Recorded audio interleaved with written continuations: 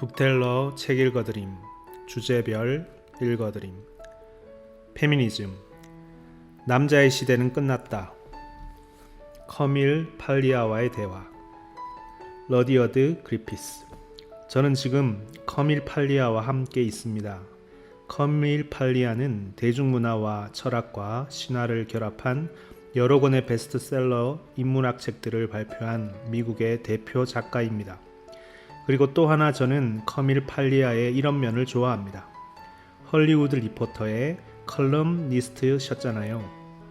커밀 팔리아 정식 컬럼니스트는 아닙니다. 그 매체에 글을 자주 쓰긴 했습니다. 워낙에 잡다한 분야에 관심이 있어서요. 할리우드나 로큰롤이 진지한 학문으로는 여겨지지 않던 시절부터 대중문화와 관련된 글을 써오긴 했지요. 그런데 아무래도 영화에 대한 열정 때문에 예일대학교 대학원에서 신뢰를 잃은 것 같습니다. 당시만 해도 유럽의 예술 영화를 공부해야 할 필요를 느끼지 못했으니까요. 러디어드 그리피스 인용할 만한 발언을 많이 하셨는데요. 그중 다음 문구에 대해 자세히 설명해 주셨으면 합니다. 페미니즘의 맹점은 현대 여성이 마음만 먹는다면 모든 걸 가질 수 있는 것처럼 말해온 것이다. 여성의 어깨에 가장 무거운 짐을 지우고 있는 것은 남성 중심적인 사회가 아니라 우리 인간의 힘으로 어쩔 수 없는 대자연이다. 커밀 팔리아 네, 저의 첫 책인 섹슈얼 페르소나의 주제이기도 했습니다. 오랜 학문적 연구를 통해 도출한 결론이기도 합니다. 저는 항상 반항적인 기질을 가진 사람이었고 어린 시절부터 세상이 원하는 젠더 역할과 제가 달라 무조건 사회만 탓하고는 했습니다. 그런데 다년간의 연구와 조사 끝에 여성에게 가장 큰 장애물은 남성 위주의 사회가 아니라 자연이라는 결론을 내리게 되었어요. 여성은 여전히 임신과 육아라는 무거운 짐을 담당하게 되어 있으니까요. 아이 갖기를 선택한 여성들은 남성과는 절대적으로 다른 삶을 살 수밖에 없다는 사실을 받아들였습니다. 남성들에게 아버지가 된다는 것은 일종의 사회적 의무이며 책임입니다. 하지만 여성의 임신은 어떻습니까? 너무나 원시적이고 본능적인 방식으로 태아가 여성의 몸 안에서 탄생하고 성장합니다. 생물학적인 힘이 여자를 압도해 버렸습니다. 물론 오늘날의 페미니스트들에게 이런 말을 한다면 99%는 당장 책상을 차고 일어나 목소리를 높이며 저의 생각이 너무나 보수적인 진보를 거스르는 관점이라고 주장하겠지요. 아닙니다. 보수적인 관점이 아니라 현실적인 관점입니다. 페미니즘이 이렇게 압도적인 자연의 섭리를 거부할수록 망상에 빠져 있다가 점점 기반을 잃을 수밖에 없습니다. 저는 저의 스승들인 샤드 백작, 오스카 와일드, 보를레르, 고띠에의 생각에 동의할 수밖에 없어요. 다시 말해 인간으로서 우리는 필요하다면 마땅히 자연을 거슬러야 하겠지만 아무리 애써도 자연의 힘과 자연 자체를 부정할 수는 없습니다. 전 세계 대학에서 젠더 역할이 그냥 소설 속 이야기나 독단적인 사회 관습일 뿐이라는 헛소리를 가르치고 있습니다. 러디어드 그리피스 사회 구조라고 하죠. 커밀 팔리아 그렇습니다. 그런 단어를 사용합니다. 구조라고요. 대학의 여성 학에서는 젠더가 주입되었다는 개념을 가르칩니다. 그건 완전히 정신 나간 주장이라고 생각합니다. 우리가 젠더를 어떻게 구별할 수 있겠어요? 저는 모든 트랜스젠더를 지지합니다. 저는 저의 페미니즘을 드래그 퀸, 남성이 여성처럼 차려입고 여성처럼 행동하는 페미니즘이라고 하죠. 그러니 제가 공화당이나 보수 우파에서 나왔다는 생각은 안 하셨으면 좋겠습니다. 제가 드리고 싶은 말씀은 이제 페미니스트들이 다시 한번 생물학에 대한 논의로 돌아갈 때가 왔다는 것입니다. 생물학을 모든 여성학 연구와 젠더 연구 프로그램의 필수 과목으로 포함해야 합니다. 생물학의 부재가 과학의 무지한 성동가들을 양산하고 있습니다. 그들은 역량이 부족합니다. 너무나 많은 혼란이 야기되고 있고 그래서 많은 사람이 여성운동에 관심을 끊으려고 합니다. 현실과 유리된 주장들을 하고 있기 때문이지요. 러더드 그리피스. 그러면 오늘 밤 주장할 내용을 맛보기로 약간 보여주시겠어요? 커밀은 남성들이 문화적으로 건설해온 기존 사회를 존중하고 이 문명의 과거뿐 아니라 문명의 현재와 미래까지 이해하고 싶다면 남성의 힘을 인정해야 한다고 했잖아요. 커밀 팔리아.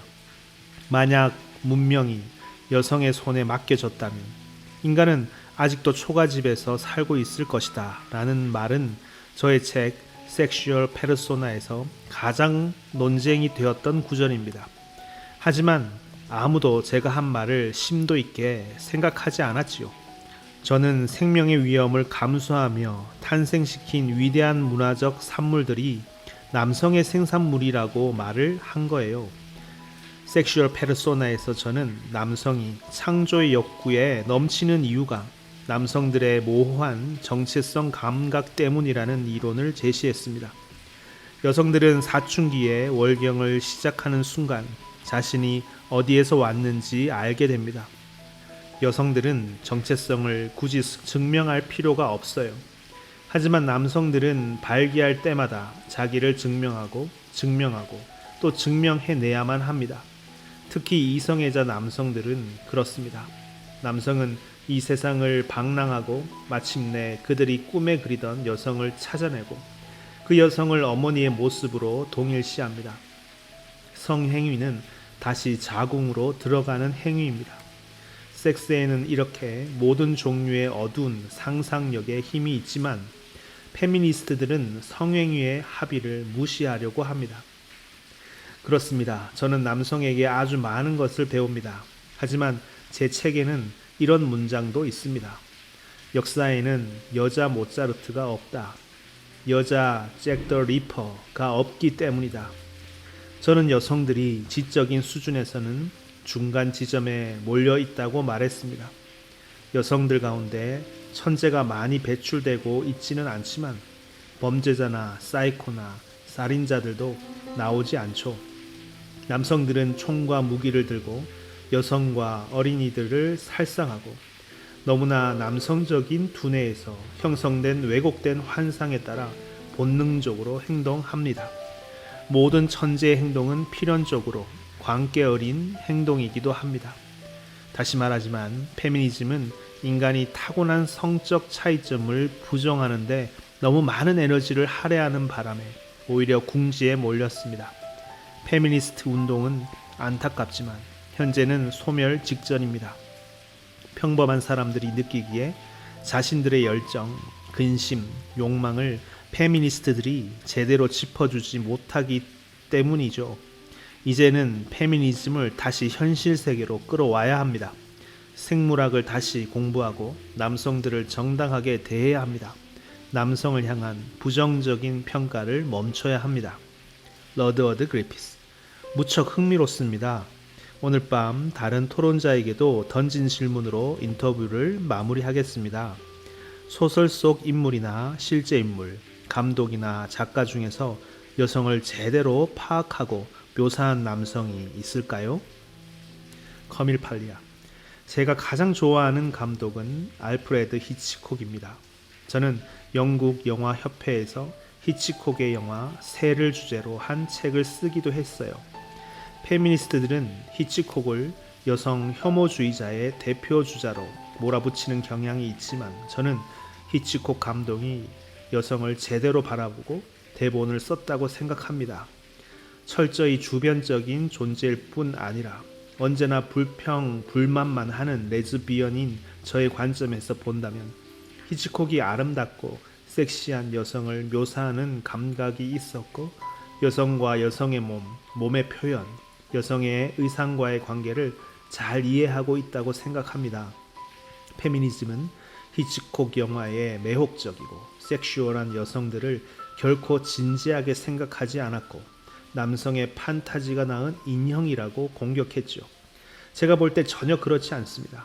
저는 아름답고 매혹적인 여성에게 관심이 많습니다. 러디어드 그리피스. 왜 그럴까요? 그 안에 어떤 힘이 있을까요? 커밀 팔리아. 저는 브라보 TV의 리얼 하우스 와이브스의 골수 팬인데요. 그 프로그램의 제작자는 커밍아웃 한 방송인 앤디 코엔으로 어린 시절 수잔 루치의 All My Children을 보고 자랐다고 합니다. 그는 TV 드라마의 열광적 팬이기도 하고요. TV 드라마는 고전 할리우드 영화의 계보를 잇는 관계라고 할 수 있죠. 라나 터너처럼 고통받는 화려한 금발 미녀가 자주 등장하지요. 저는 언젠가 리얼 하우스 와이브스 같은 리얼리티 쇼가 아름답고 섹시한 여성들이 서로 소통하고 관계 맺는 방식을 실감나게 보여주는 인류학 연구라고 말한 적이 있습니다. 그들의 모습은 특이한 것 같지만 알고 보면 굉장히 보편적입니다. 페미니즘은 이런 사람들을 다루지도 않고 감당하지도 못하지만요. 글로리아 스타이넘은 리얼 하우스 와이브스 퇴출 운동을 하고 싶다고 했는데 그 점이 저와 그녀의 차이점이죠. 저는 그런 프로그램을 즐겨 봅니다. 한 개의 에피소드를 4-5번 본 적도 있습니다. 이 세상에 나가면 그런 아름다운 여성들이 그 프로그램과 똑같은 방식으로 행동하는 장면을 봅니다. 여자들은 한눈에 서로가 옷을 어떻게 입었는지 평가하죠. 여자들은 다른 여자들을 의식하고 옷을 입습니다. 남자들이 뭘 알겠습니까? 아무것도 몰라요. 남자는 그저 이렇게 말하겠죠. 와, 오늘 예쁜데? 여자들은 말하죠. 오늘 무척 매혹적이네? 여성들은 그 즉시 서로를 평가하는데 이렇게 성공한 미녀들 사이에서는 언제나 성적인 경쟁이 있고 페미니즘은 그것을 인정하기 두려워합니다. 왜냐하면 그렇게 되면 여성의 적은 여자로, 여자들은 서로 질투하고 욕하고 뒤통수 치는 못된 년들이라는 것을 인정해야 하니까요. 너무 안쓰럽습니다. 그래요, 저는 이 아름답고 매혹적인 여성들을 선망합니다. 시간이 모든 것을 정복하고 그에 따라 미모는 사그라지기에 우리는 미모에 높은 가치를 부여합니다. 고대 그리스인은 아름답고 완벽한 신체를 가진 미소년을 사랑했습니다. 아름다움 자체의 가치를 받아들이지 않는 것도 페미니즘의 실패라고 생각합니다. 여성의 미모가 비록 찰나적 순간만 절정에 도달했다 해도 그녀는 이 문화에 대단한 이바지를 한 것입니다. 사진과 영화 덕분에 특정 여성들의 완벽한 미모의 순간이 영원히 역사 속에 남아있지 않습니까? 카트린 드넵, 엘리자베스 테일러, 진 할로우, 리타 헤이워드 같은 1930년대와 1940년대 음악의 스타들 말이지요. 그러니까 제가 주로 인용하는 인물이나 자료는 페미니스트 이론가들보다는 극장을 찾아가는 대중들의 취향과 더 맞닿아 있다고 할 수 있겠네요. 러더드 그리피스. 커밀, 오늘 우리가 들어야 할 이야기 중에서도 아주 멋진 이야기를 미리 해주셨어요. 커밀 팔리아. 아니요, 아닙니다. 저는 오늘 밤 매우 공손하게 토론에 임할 생각입니다. 캐나다 시청자들 앞이니 오늘은 좀 자제할 생각입니다. 러더드 그리피스.